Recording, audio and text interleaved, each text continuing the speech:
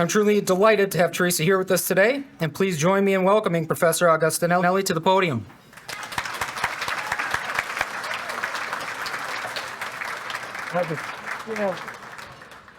Oh my goodness. Hello, everybody. How are you? Keep drinking. It's Friday. It's the holiday season. My name is Theresa Augustinelli, and I am so delighted to be here. Thank you for having me. You know, in your industry, in my industry, it has become increasingly difficult to know where we're going to land, where we're going to end, how this is going to go. And today I want to inspire you. We're going to talk about how to become great through resilience. And I hope to inspire you to help those you serve to become great for 2024. So if there's somebody that looks funny walking around, he's a videographer. And I just want to tell him that I'm taking this off. I don't stay still that often. I'm very high energy. And so how are you? Good? Hands up? Good? Yeah. Thumbs down? No? Thumbs up? Okay. So I just turned 60 2 weeks ago. Yeah. They say 60 is the new 40. I don't know who they is, but they is wrong. If 60 were the new 40, I would certainly be able to stay out a lot later, like I used to. I would be able to stay up a lot later, like I used to. I certainly would be able to eat and drink whatever the heck I wanted. And see these shoes? I would certainly be able to stay in these for more than 2 hours. So whoever said 60 is the new 40 is probably 40. So now I like to start off by saying something funny or telling a funny story about myself. And whenever I'm asked to speak in an event like this, I generally don't usually eat, but I like to drink a lot. Wait, somebody in the back is going, is she drunk? Who invited her? It was water, juice, coffee, tea, and usually I like to just go to the restroom and give myself the once over. And as I was walking to the restroom at this particular venue, I didn't realize that my mic pack that was attached to my belt had a little red light that was on. And when the little red light is on, that means the microphone is on. And I proceed to the restroom and to my business. Now, any singers in the house? Any speakers? Usually we do breathing exercise, voice exercises, jaw muscle exercise. So there's no one in the restroom. I decided to take advantage of the fact that there's no one in the restroom. And I'm going to take advantage and do some breathing exercise. And the little red light on the microphone pack is on. So the little red light means the microphone is on. And I begin my breathing exercises.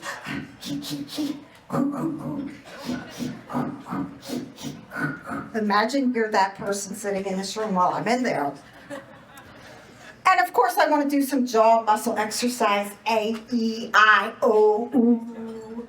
A, E, I, O, U. And voice exercises. Me, ma, ma, ma, ma. All the time the microphone is on. Now, I figure I'm going to go back now, but then I like to come into a room high energy. I like my vibrations high. I like my energy high. And usually when I'm driving, I'll give myself a pep talk. Well, I didn't have a chance to do that at this particular event, so I'm in the restroom still, and I'm checking, making sure nobody's in there, and nobody was in there still. And I proceed to give myself a pep talk, and I look in the mirror, and I let loose. Girl, you are a badass. Girl, you got this. You have an open heart. You have an open mind. You're going to be great. They're going to love you. You've been called for this. You have a gift. You have a talent. You are a bad mama jamma. And I felt so great. And I said, okay, let's go. Now, as I'm walking out of the restroom, there's a lady running, her hands waving in the air. And she says, honey, your microphone is on. And Could I call out sick?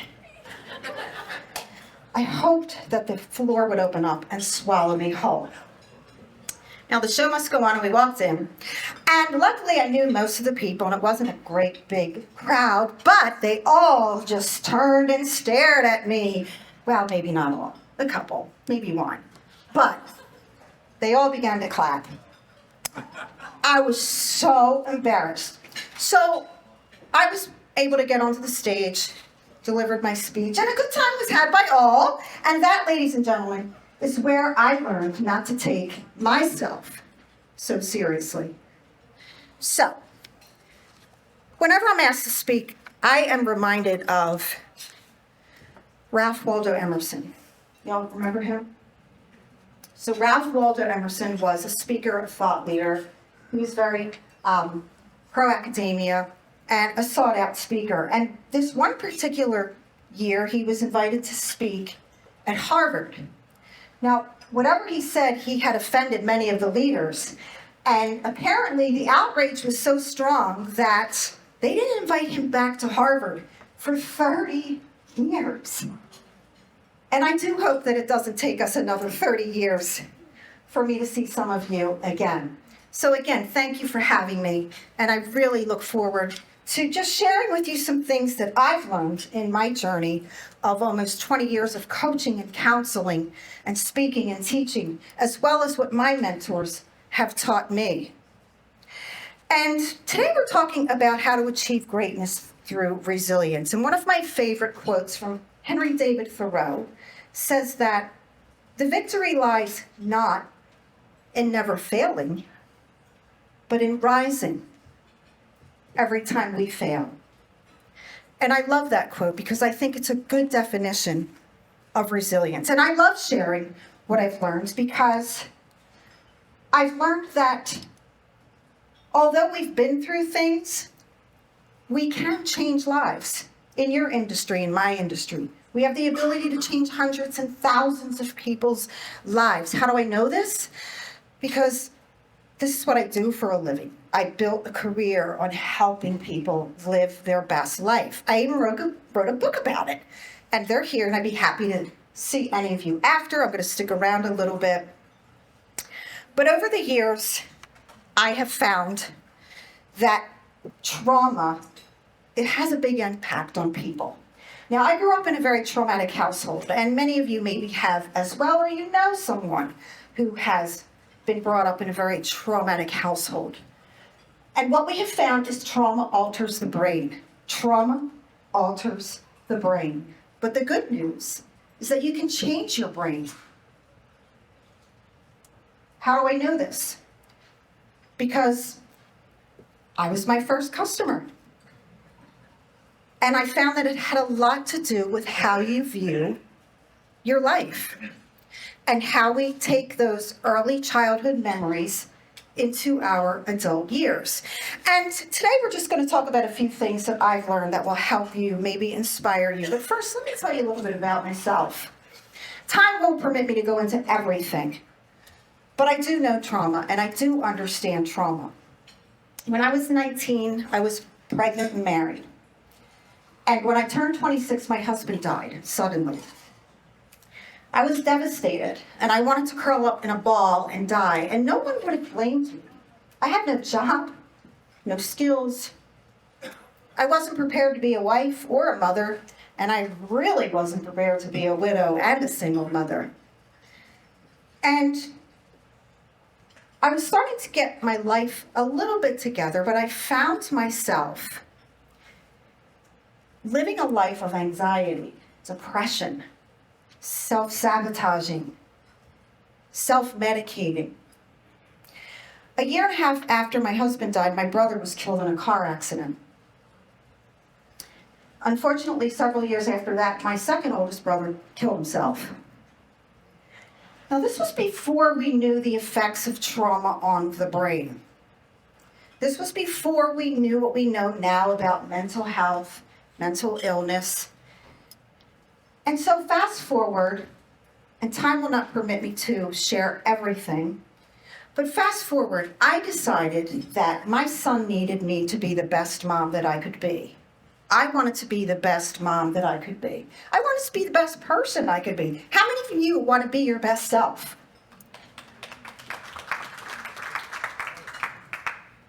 It doesn't come easy.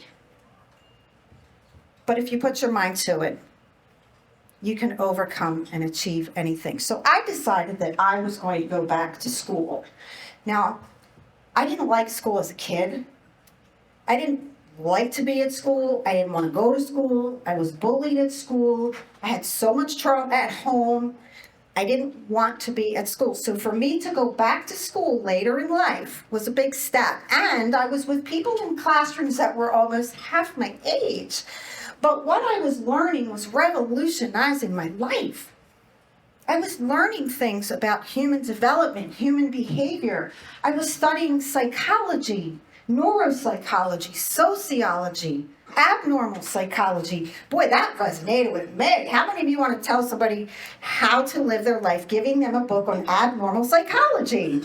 But I found that what I was learning was changing my life, and I thought, why doesn't everybody know this? Why doesn't anyone teach this stuff? So it became my obsession to learn what I could learn, as much as I could learn. It became my passion to use what I learned to help people change their life, like many of you are doing in here, changing lives. And what I found in my research was that by the time you're 2 or 3 or 4 years old, you've downloaded enough what I call mental DNA. It's like a computer that downloads a system, and it becomes your dominant operating system. And that system carries you into your adult years. And what I found is that many people who have been traumatized take that with them. So think about for a moment some of those early influences in your life, those early influencers, your caregivers, your parents, your teachers, schoolyard bullies, your political leaders, religious leaders. That dominant mindset that you downloaded years ago as a child now becomes the psychological framework for how you view your life, solely based on those early influences. It becomes your blueprint for life on how you see the world, finances, relationships, career, religious beliefs, political beliefs. And I found that that's what I carry from the trauma as a child into my adult life. I carried those beliefs, and I had to change the way my blueprints were dictating the way I live my life. In other words, I had to change my dominant mindset, my dominant program. I had to change that, but I didn't know how. And I realized that you can't do it by yourself. So fast forward over the last few years with trauma, the whole world's been traumatized, and I was just sharing at the table that I became an international speaker through COVID because I couldn't travel, but I was being invited to speak about mindset and resilience and trauma. So I was on television in Malaysia, in Canada, Dubai, Pakistan, West Michigan, Chicago. It was amazing, all from my computer screen in my living room. I was on podcasts, radio shows, YouTube Lives, Facebook Live, LinkedIn Live, StreamYard. I'd never even heard of that. So listen, how many of you had to learn how to do Zoom? Yeah. So, if you learn how to do Zoom, that proves that you can tell your mind whatever it is you want to tell your mind to do, and it will agree with you. So what you tell yourself is solely based on that psychological blueprint that you downloaded like a computer way back that you carry into your adult years. Time will not permit me to go further into that, but I do have workshops on that topic and more. So I want to just talk to you about 3 little things that I learned that my mentors taught me and hopefully will help you. Now this stage is very small, so if you guys over here can make sure that I don't go that way, and if you guys over here make sure that I don't fall down these steps. Because that's another thing about turning 60. I don't don't know about you, but I'm scared to death to fall down steps. I'm afraid to be in my house alone because what if I fall and bang my head and no one's there? What if I'm outside and no one finds me? So there's so many things that our mind starts to freak us out about. Guess what I learned? It's all in your head. I made a career about helping people get out of their own head. So, first thing I want to talk about is communication. Warren Buffett says that the skill of communicating will set you apart. How do we communicate? Very many ways to communicate, but for right now we're going to talk about communicating with words. We all communicate with our words. I remember starting out, one of my very first presentations. I showed up, but I think my brain stayed home. I forgot what I was saying. I was sweating, I didn't know what I was talking about, but I got through it. Here's what I learned. I got to practice. You got to practice. Communication takes practice. How do we communicate? We inspire. We inspire our kids, our students, our team members, our coworkers. How do we inspire? Encourage them to look up, look out, look within. Hey, if I can do it, you can do it. Hey, Susie, if Mary could do it, you can do it. Hey, Johnny, if Theresa could do it, you can do it. We inspire by our words. We inspire people to look ahead. Second thing I learned. Training and teaching. Both can be used interchangeably. The two most important skills right now we need to be giving people is business skills and leadership skills. John Maxwell states that a good leader, a great leader, knows the way, shows the way, and goes the way. So what we can't do is say, here's the blueprint for your life. Go do it. We have to go with them. We have to go with our kids, our students, our team members, our coworkers. Go with them. You can teach a business, right? But you train for life. Another thing I learned, becoming a bridge, probably so important. My coaches became a bridge for me. Now I'm a bridge for others. You are a bridge for others. We have to be the bridge to help people get from mediocrity to greatness. How do we do that? By inspiring them, by teaching them, by training them. How many of you know you can't change people? Okay, how many of you try to change your spouse, you try to change your kids, you try to change your students, you try to change your coworkers, you try to change your boss, you try to change your admin. You can't. Guess who you can change? Self. Listen, I learned the hard way. I tried to help so many people. Some people you just can't help. They can help themselves. I thought I would die trying to help people, and I almost did a few times. But I learned that people can change. But you have to change yourself. Be that bridge.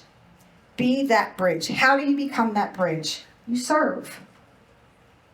You put others' needs before yourself. Leaders serve.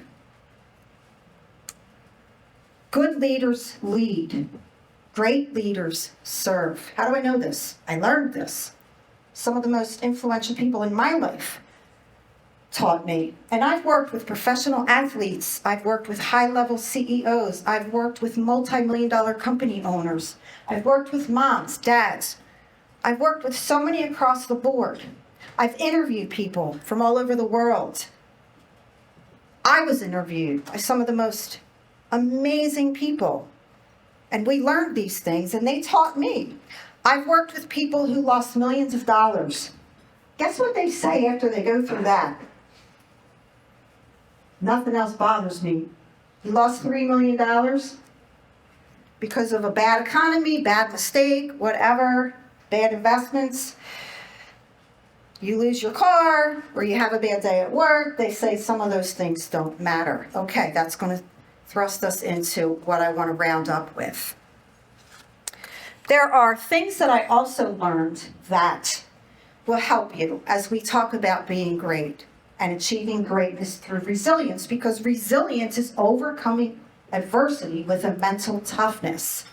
How many of you have gone through things and you know that if you didn't have somebody with you or helping you or Spirit of God or that person inside of you or your inner GPS, how many of you know that you would not be sitting here today if you did not have that? Me is one. Anybody else, you know that what you went through. There are people that I have worked with. There are people that I've talked with. There is me. I know that I would not be where I am today if it wasn't for people who invested in me, in my personal and professional growth. There are people who would not be here today if I did not invest in their professional growth. There would be people here today if you did not invest in their personal and professional growth. So I just want to wrap up with a couple of more things. Number one, if you can get a hold of your perspective, number one is perspective. What I've learned is that there are just some people who are always looking for an opportunity to be offended. You know anybody like that? They're just always looking for something to complain about. There are also people that I am convinced just want to pick a fight.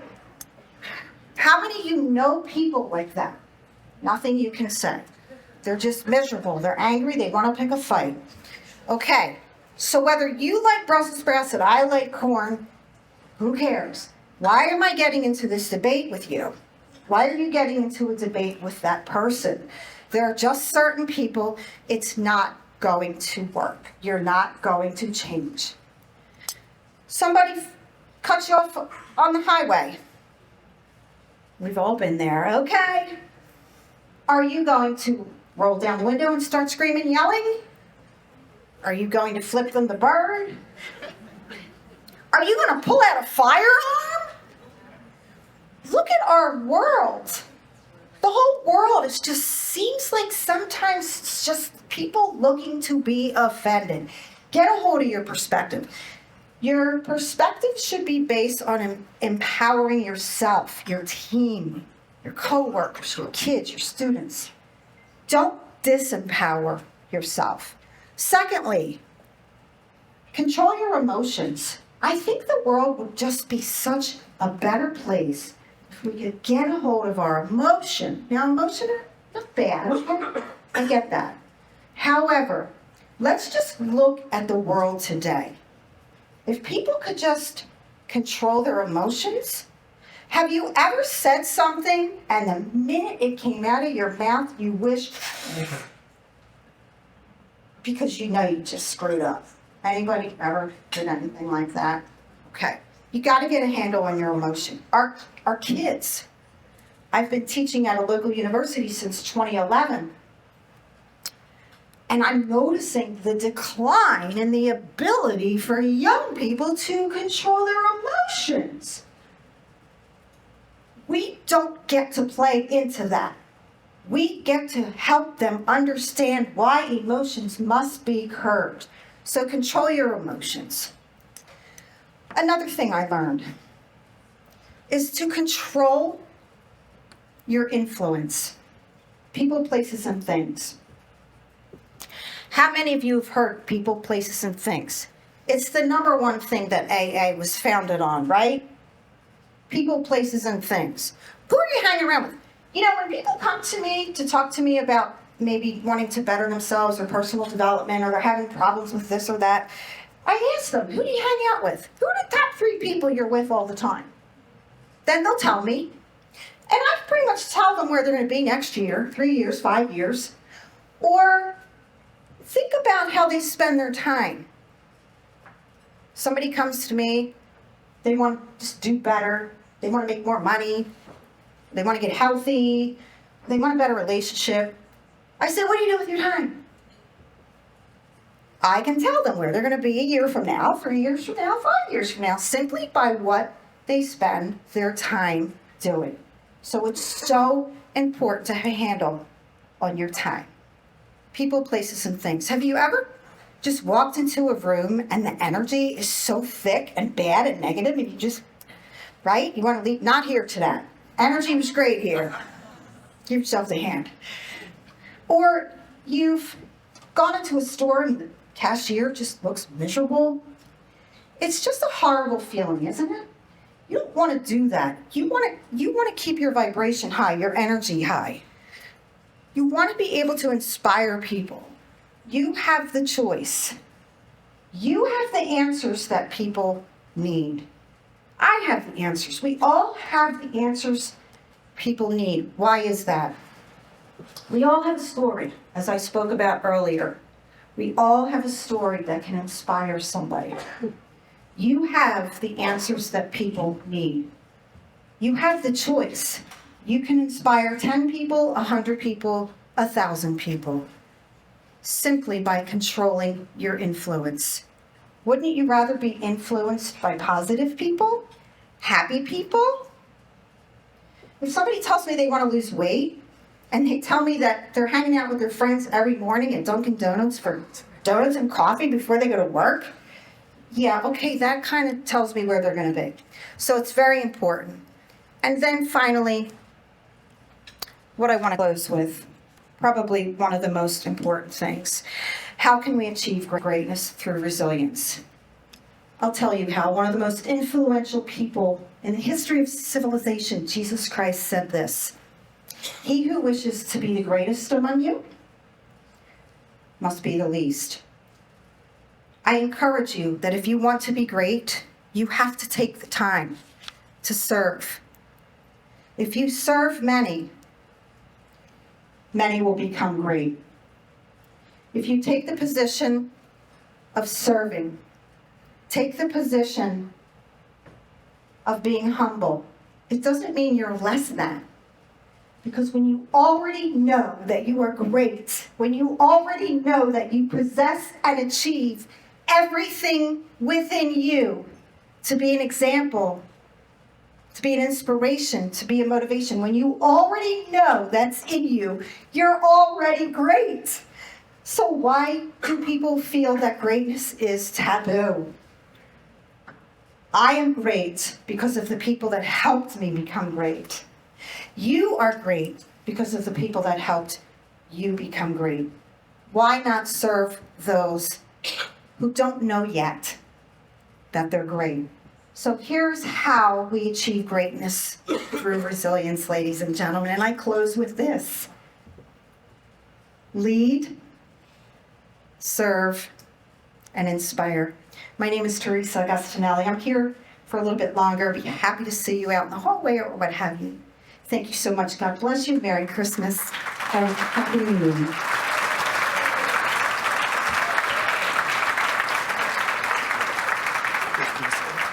Thank you so much for your really fabulous and uplifting message. Just one moment, if you don't mind. Now, the Basbo, if I can get it out here without ruining it, has a token of our appreciation. We also have a plaque that didn't make it here on time, but we'll be sure to get it to you for your efforts in sharing this with us. Perfect. Thank you so much. What a great and uplifting message. We really appreciate it. Thank you so much. And as she mentioned, she's gracious enough to stick around for a little bit right outside where you registered today, so definitely stop by and say hi. Just a couple housekeeping notes before we leave. I really want to thank, as always, the DeVasbo membership and leadership. But Bobby Lou, fabulous job as always. Thank you so much. Yep. Jen Williams, Yvette Schaefer for all of their help. One last thing, as always, please feel free to take the poinsettias in this room. The ones outside this room aren't ours, and that's stealing. Thank you, everyone, for coming, and please travel safely. Have a great holiday.